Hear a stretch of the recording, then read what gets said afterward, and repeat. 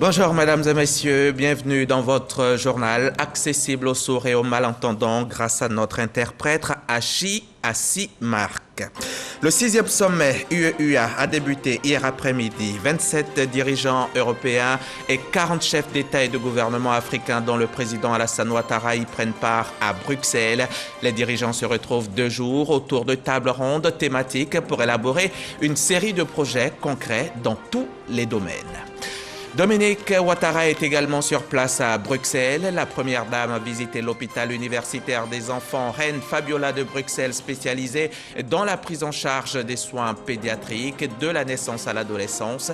Dominique Ouattara y envisage une collaboration avec son hôpital Mère-Enfant de Bingerville. On s'achemine peut-être vers la fin des empoignades et autres discussions violentes entre les automobilistes en panne sur les voies à grande circulation et les structures d'enlèvement de véhicules. Le Haut Conseil des transports et les structures de dépannage se sont parlé et ont défini des tarifs harmonisés pour chaque opération. Le président Alassane Ouattara est à Bruxelles, en Belgique, dans le cadre du 6e sommet Union européenne-Union africaine. Un sommet qui réunit 27 dirigeants européens et 40 chefs d'État et de gouvernement africains, 2 jours autour de tables rondes thématiques pour élaborer une série de projets concrets dans tous les domaines. Le reportage à Bruxelles de Viviane Haïma vous sera proposé ce soir dans le 20h. Et vous allez le voir également en bref et en images. Le président Alassane Ouattara vient d'échanger ce matin même à Bruxelles avec le président de la Banque européenne d'investissement, Werner Hoyer. Au centre des échanges, les excellentes relations et le renforcement de la coopération entre la BEI et la Côte d'Ivoire, notamment dans les domaines de la santé et des changements climatiques, ont été au centre des échanges. Tout juste avant l'ouverture du sommet, le président français Emmanuel Macron a annoncé que les forces de son pays allaient quitter le Mali après près d'une décennie de combats aux côtés des troupes locales. Des responsables estiment que cette décision fait suite à une rupture des relations diplomatiques dans un contexte d'hostilité croissante de la part de la nouvelle junte militaire au pouvoir au Mali. Les forces seront redéployées dans la région du Sahel où environ 4000 soldats sont stationnés. Cette décision aura-t-elle des répercussions majeures sur la sécurité des populations? Quel impact sur la lutte contre le terrorisme? Élément de réponse avec Alexis Ouedraogo.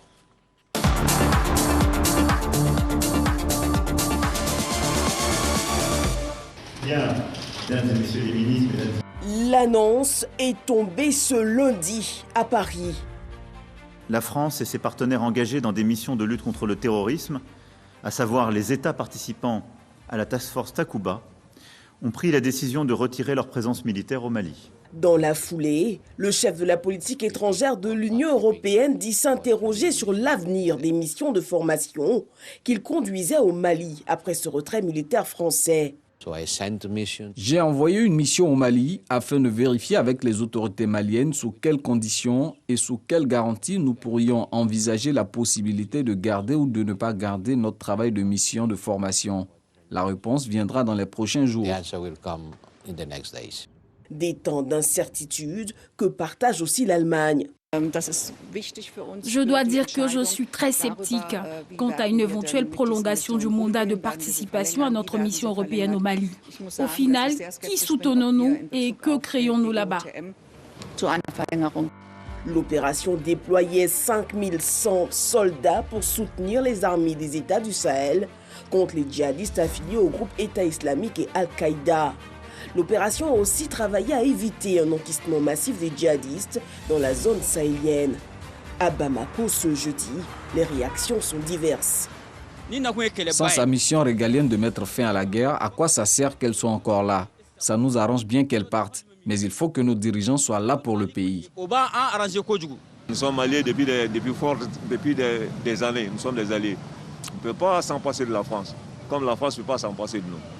Donc, il ne faut pas qu'on essaie de les rejeter comme un système poubelle. Qu'on réfléchit bien là-dessus. C'est bien beau que Barkhane y part, mais est-ce que la conséquence prend autour? Qu'on regarde bien la conséquence. Modibo Soumaré est le président du cadre d'échange des partis politiques pour la réussite de la transition. une plateforme de parti considérée comme en opposition à la junte. Dans son bureau à Bamako, il affiche une petite mine. Chez nous, quand on a un conflit dans la famille, ce n'est pas le moment où il faut prendre ses bagages pour partir. Nous espérons que la sagesse va vite revenir, parce qu'à ce rythme, ce n'est pas possible, quoi. Et voilà. Même Usain Bolt, quand il courait ces 100 mètres, à un moment, il s'arrêtait, quoi, pour lever les bras. Donc, à un moment donné, si on estime qu'on a fait une bonne politique, il faut faire les comptes. Donc, il faut s'arrêter et regarder les autres. J'aime bien citer un de nos défunts présidents ATT. Si on veut aller vite, on va seul. Si on veut aller loin, on va avec les autres. À quelques rues de lui, Noun Sarr, membre du bureau du Conseil national de transition, se veut lui plus optimiste. Bon, peut-être qu'il y aura un vide. En tout cas, les experts militaires maliens sont en train d'évaluer la situation. Et le Mali fera tout ce qui est en son pouvoir pour combler ce vide-là, peut-être avec l'appui d'autres partenaires. Mais ce qui est constant, c'est que la volonté des autorités actuelles de reconquérir le territoire, de ramener la paix et la sécurité, c'est une volonté qui est intacte, c'est une volonté qui est inébranlable. La fin de l'opération militaire Barkhane au Sahel n'est pas toutefois la fin de l'engagement de la France dans la région. Avec l'accord des autorités nigériennes, des éléments européens seront repositionnés aux côtés des forces armées nigériennes dans la région frontalière du Mali. Nous avons convenu avec l'Europe que la lutte contre le terrorisme au Sahel ne saurait être la seule affaire des pays africains. Et là-dessus, c'est un consensus et c'est heureux qu'un engagement a été renouvelé de rester dans la région et de réarticuler le dispositif. À l'heure où la lutte contre le terrorisme bat son plein, le chef de l'État ivoirien, invité des chaînes RFI et France 24, révèle l'importance de partenariats sécuritaires. La France a pris une décision par rapport à la situation au Mali, mais elle ne se retire pas du Sahel. Elle adapte son dispositif compte tenu de ses relations avec le Mali. Nous avons toujours estimé que la sécurité est un préalable au développement.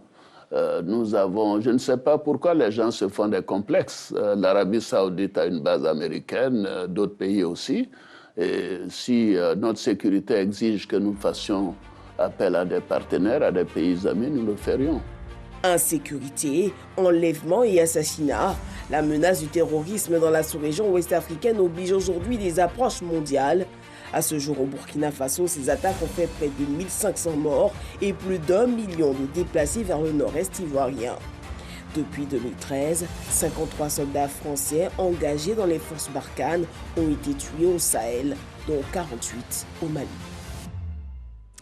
C'était un document d'Alexis Ouedraogo, Alexis du service politique de la rédaction de RTI1, avec la collaboration technique de Bouraïma Guiré. Le président de la République met donc à profit son séjour dans la capitale belge pour faire des rencontres utiles. Hier jeudi, par exemple, le chef de l'État s'est entretenu avec le Premier ministre belge, Alexander De Croo. On retrouve notre grand reporter Viviane Heim. L'entretien a permis d'évoquer les liens historiques d'amitié entre la Côte d'Ivoire et la Belgique, marqués par la célébration en mars 2021 des 60 ans de coopération bilatérale.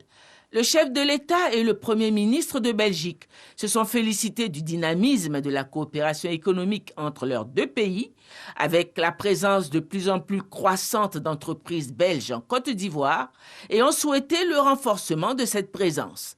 La question de la Covid-19 a également été au menu des échanges, avec la volonté réaffirmée du gouvernement ivoirien d'accueillir une usine de fabrication de vaccins anti-Covid-19 en Côte d'Ivoire. Le Premier ministre belge a annoncé le soutien de son pays à cette initiative. Le président Alassane Ouattara et le Premier ministre Alexander De Croo ont en outre évoqué les questions sécuritaires en Afrique de l'Ouest, notamment la situation au Sahel. Pour finir, le chef de l'État et le Premier ministre belge ont réitéré leur détermination à renforcer le partenariat exemplaire entre la Côte d'Ivoire et la Belgique. Et à la suite du Premier ministre Alexander De Croo, c'est la directrice générale du Fonds monétaire international qui a été reçue par le président Alassane Ouattara. La rencontre avait pour objet la coopération entre la Côte d'Ivoire et le FMI. Mahama Traoré nous en donne des précisions. Chaleureuse retrouvaille entre le président Alassane Ouattara et la directrice générale du Fonds monétaire international, Kristalina Georgieva.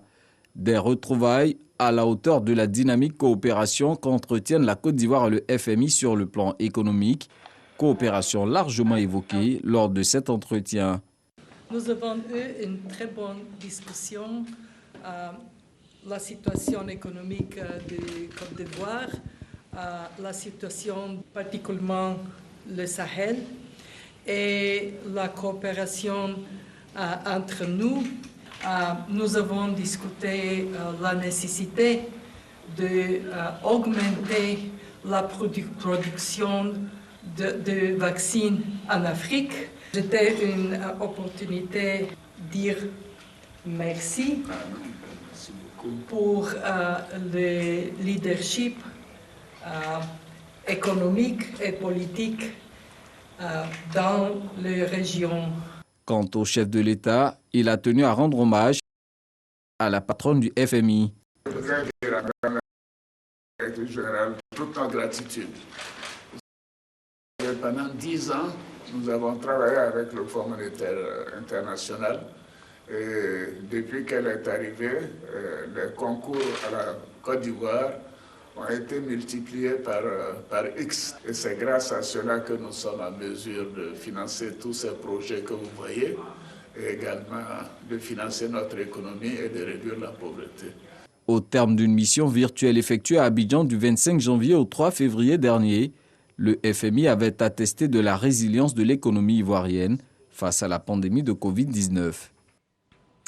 Dominique Ouattara a effectué le déplacement de Bruxelles en compagnie du chef de l'État.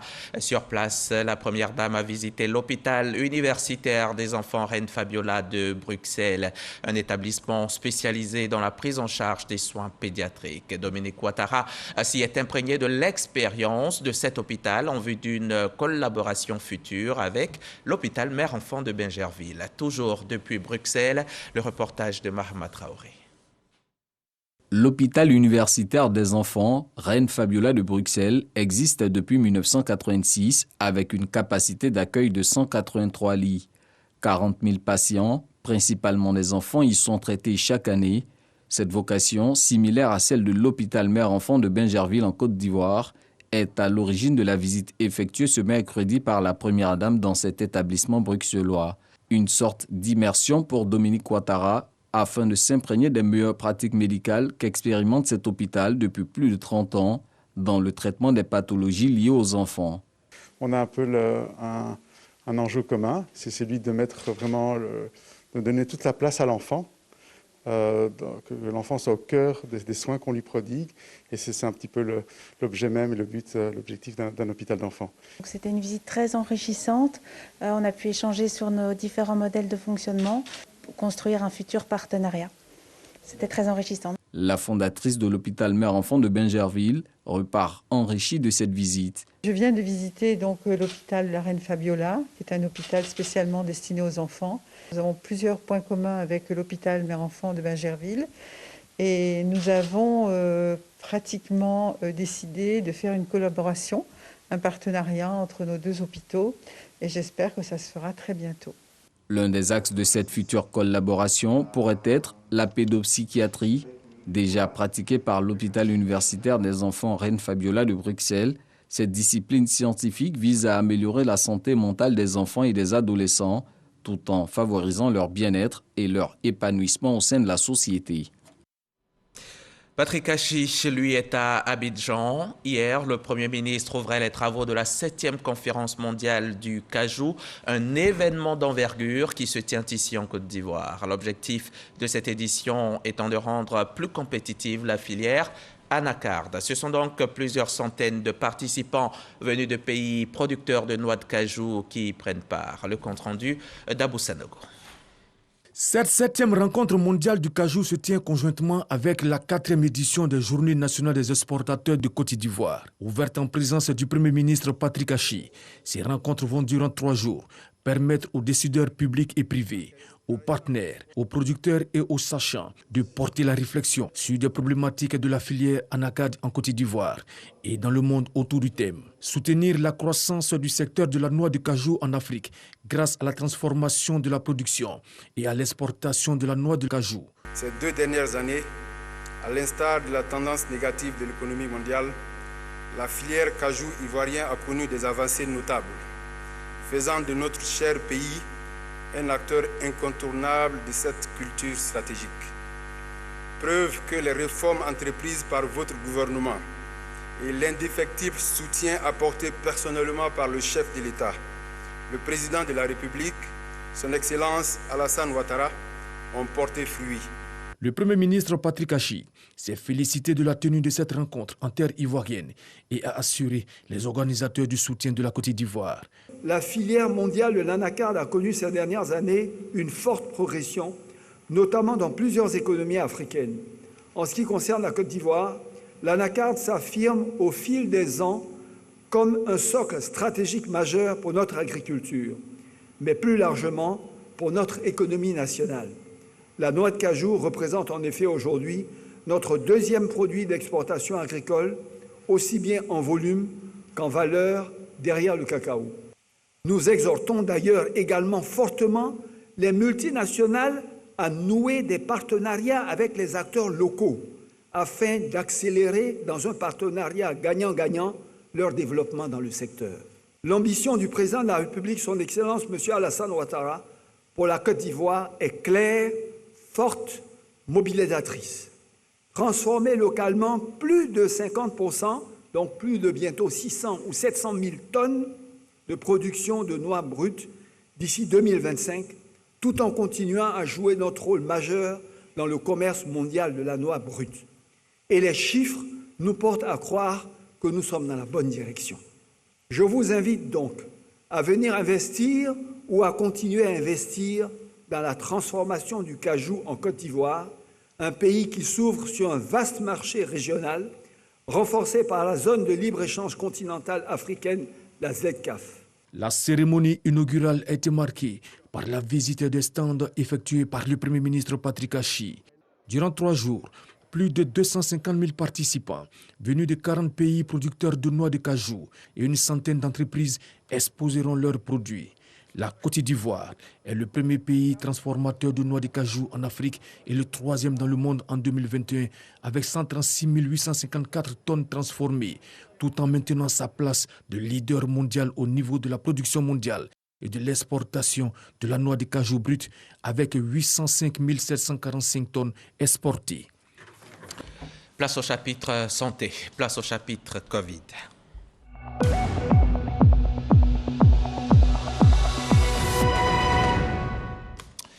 Le coronavirus est toujours parmi nous. Il avance, il contamine, il tue. Hier jeudi, on a enregistré 29 nouveaux cas pour un total de 81 291 personnes contaminées en Côte d'Ivoire depuis mars 2020. Et à ce jour, 1393 cas de Covid sont encore actifs et 791 décès sont à déplorer. Portons nos masques de protection, lavons-nous les mains régulièrement. Ce sont des gestes simples, mais qui peuvent sauver des vies. Justement, dans le cadre de cette lutte anti-Covid, 6 pays d'Afrique ont été choisis pour héberger leur propre production de vaccins à ARN messager en tant que premier bénéficiaire du programme mondial de l'OMS de production de ces vaccins. C'est ce qu'a annoncé l'organisation. L'Afrique du Sud, l'Égypte, le Kenya, le Nigeria, le Sénégal et la Tunisie ont été choisis par l'OMS donc afin de permettre au continent africain qui a eu un accès restreint aux vaccins anti-Covid de fabriquer ses propres vaccins pour lutter contre la pandémie de coronavirus et d'autres maladies. Le coronavirus continue de sévir sur la planète, mais plusieurs pays européens lèvent successivement la plupart de leurs restrictions anti-Covid. Le gouvernement portugais a annoncé hier jeudi qu'il ne sera bientôt plus nécessaire de présenter un pass sanitaire pour pouvoir séjourner dans les hôtels ou un test négatif pour entrer dans les boîtes de nuit. Le Portugal emboîte ainsi le pas à d'autres pays comme l'Autriche ou la Suisse. L'Allemagne aussi assouplira ses restrictions anti-Covid d'ici le 20 mars et ce malgré plus de 200 000 nouvelles contaminations par jour. Les cancers de l'enfant ne ressemblent pas à ceux de l'adulte. Ils sont d'abord beaucoup plus rares et représentent 1 à 2% de l'ensemble des cancers. Depuis 2002, la Journée internationale du cancer de l'enfant est organisée chaque année le 15 février. Son objectif est d'informer et de sensibiliser le grand public au cancer de l'enfant. Cette année, des projections et des conférences ont été organisées par le Programme national de lutte contre le cancer. Rotianga Noël Danyogo, Jean-Marc Djadji. Comment lutter efficacement contre les cancers chez l'enfant afin de sauver des vies? Une préoccupation au cœur de la Journée internationale de lutte contre les cancers chez les enfants, initiée par le Programme national de lutte contre le cancer, PNLCA, et les ONG partenaires. Pour répondre à cette interrogation, des conférences et projections se tiennent pour sensibiliser les parents. Ils sont instruits sur les symptômes des lymphomes, des leucémies et des tumeurs du système nerveux central, des cancers les plus fréquents chez les enfants de moins de 15 ans. Aujourd'hui, 40% des enfants qui sont diagnostiqués sont des Burkitt.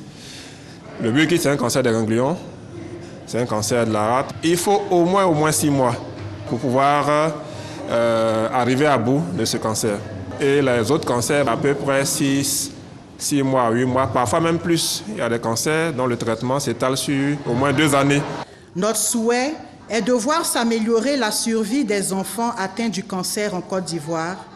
Et cela passe par l'accroissement de la sensibilisation des populations afin de favoriser le diagnostic précoce et l'augmentation de l'aide aux familles démunies afin de réduire les abandons de traitement. Plusieurs actions sont aussi menées par le PNLCA en faveur des ONG. Ainsi, il invite ces structures à s'impliquer davantage dans le processus de lutte contre cette pathologie.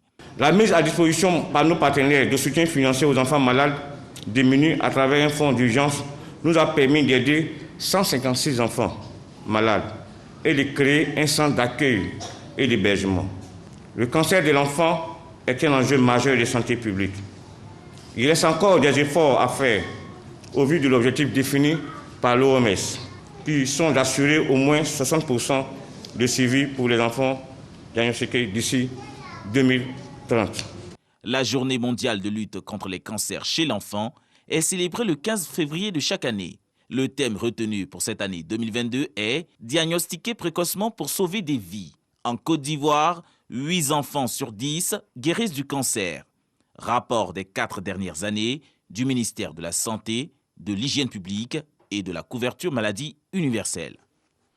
Et on peut ajouter, Jean-Marc Djadji, que les leucémies, les tumeurs du système nerveux central et les lymphomes sont les principales pathologies cancéreuses rencontrées chez les moins de 15 ans, chez les enfants donc de moins de 15 ans.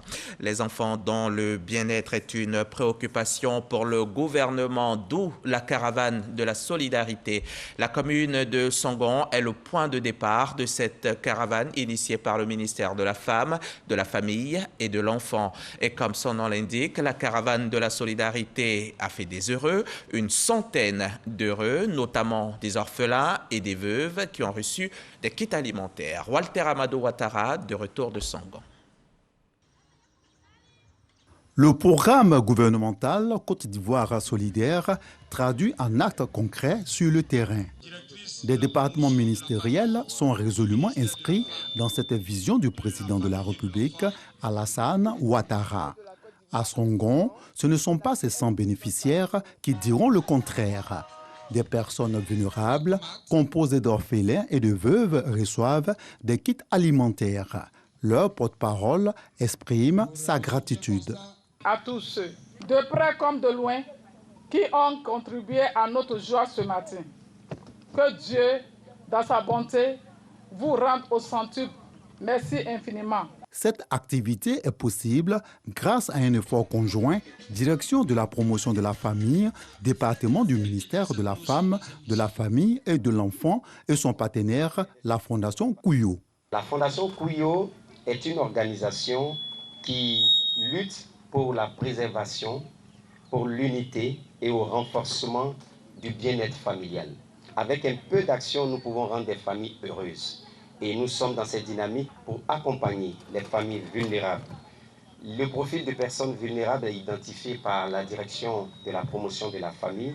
Cette solidarité, valeur morale et familiale, est essentielle au renforcement de la cohésion sociale. Elle motive le partage, la compassion pour l'épanouissement social. Le gouvernement se tient à vos côtés en mobilisant des actions citoyennes pour soulager les familles fragiles.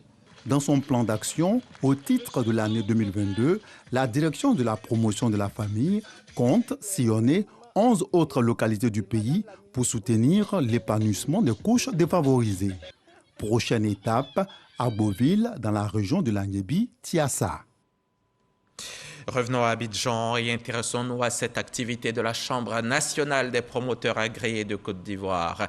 Cette semaine, la Chambre a fait le bilan de ses activités tout en définissant ses perspectives parmi lesquelles une possible réalisation de logements sociaux et économiques aux côtés de l'État de Côte d'Ivoire. Espérance Diakale, Cheikh Kone, Aboubakar. Donner un coup d'accélérateur au programme présidentiel des logements sociaux en Côte d'Ivoire, c'est la substance de cette première sortie de l'année 2022 du président de la Chambre nationale des promoteurs et constructeurs agréés de Côte d'Ivoire, Sidiki Sangaré. Entre autres sujets, le conférencier a évoqué plusieurs solutions liées à la réduction du besoin en logement. Aujourd'hui, nous nous sommes réunis pour explorer encore d'autres pistes de solutions avec les architectes, les constructeurs, pour avoir une idée de construction de nouvelles villes, éviter les constructions anarchiques, penser une bonne urbanisation de la ville et un bon aménagement urbain.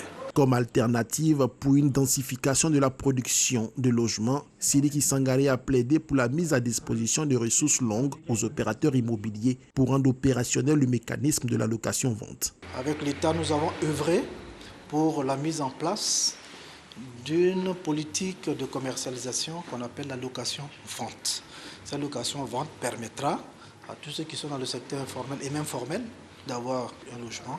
Donc la mise en place d'une politique de commercialisation sur 25 ans, partant de 15 ans jusqu'à 25 ans, ça permettra en payant des loyers mensuellement de pouvoir être propriétaire et bénéficiaire d'un logement. Une proposition à laquelle le gouvernement vient de donner les premiers sillons avec le décret de création d'un fonds de garantie pour les crédits acquéreurs et promoteurs. Lancé depuis 2011, le programme présidentiel des logements sociaux prévoit la construction de 150 000 logements, mais à ce jour, seulement 30 000 unités ont été livrées, soit 20% de l'objectif fixé.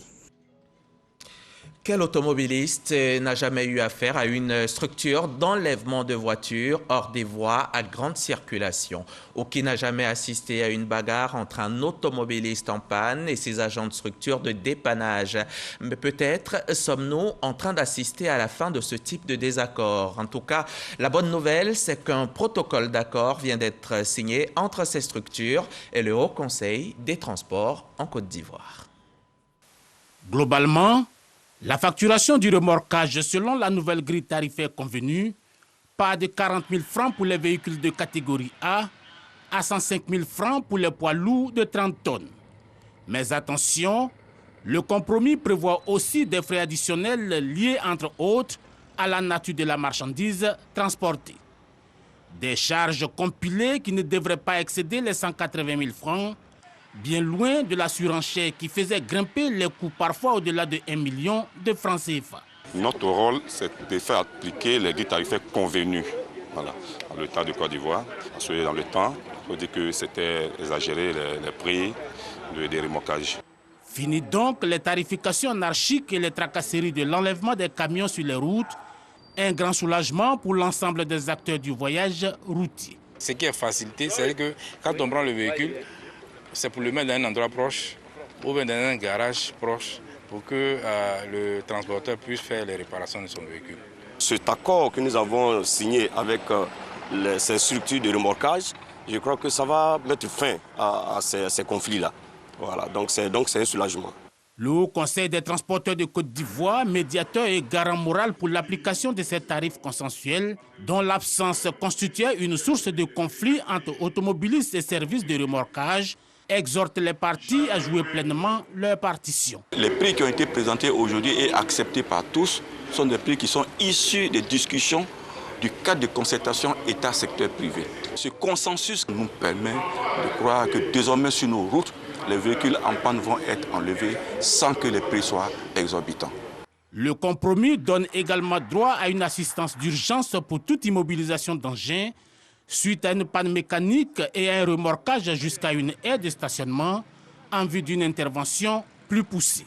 Des services conditionnés par l'inscription sur la plateforme pilotée par la Société ivoirienne de remorquage pour la fluidité.